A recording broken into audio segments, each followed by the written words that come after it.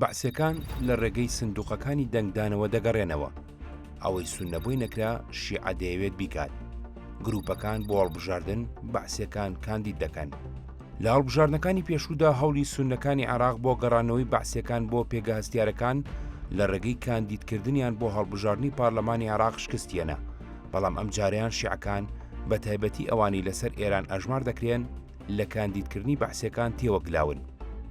لە هەنگاوێکی گوماناوی و بە پێچەوانی شەقامی شیعیەوە لایەنە شیعەکان و کوتلە چەکدارەکان ئەوانەی بە بەرەی مقاومە ناسراون و سەر بە ئێرانن کە خۆیان بۆ هەڵبژاردنی پارلەمانی عێراق ئامادە دەکەن، ئەو کەسایەتیانەی کە تۆمەتبارن بە ئەندامبوون لە حیزبی بەعەز دێننە پێشەوە و کاندیدیان دەکەن.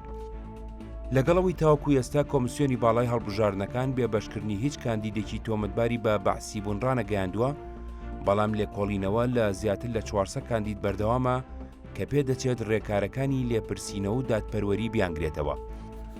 سەرۆکی فراکسیۆنێکی دیار لە یەکێک لە پارێزگاکان کە کاندیدە بۆ هەڵبژاردن لە ناو چوارچێوەی هەماهەنگی مقاومەی عێراقی تۆمەتبارە بەوەی سەر بە حیزبە قەدەغەکراوەکەیە.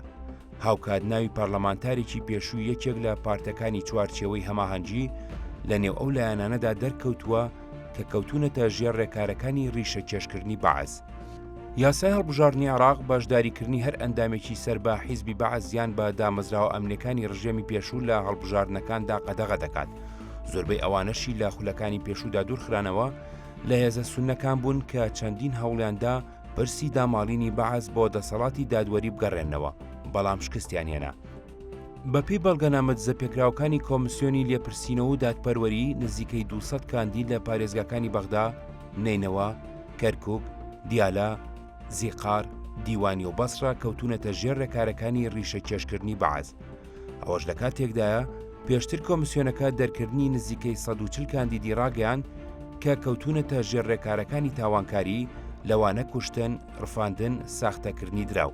پارلەمانتار ڕاید مالیکی پێشبینی دەرکردنی 400 کاندیدی لە چێبڕچی هەڵبژاردنی پارلەمانی ئەمساڵ کردووە. هۆکارێکی گەڕاندۆتەوە بۆ جێبەجێکردنی یاسای هەڵبژاردن ژمارە 12 ساڵی 2010. هەروەها جێبەجێکردنی بڕگەکانی لێپرسینەوە و دادپەروەری دوای ساڵانێک لە لێبوردەی و چاوپۆشی. پێشتر زانیاریەکان سەبارەت بە ڕەتکردنەوەی بەشداریکردنی کەسایەتیە دیارەکان لە هەڵبژاردنی پارلەمانی عێراق 2025 دزیان کردبوو.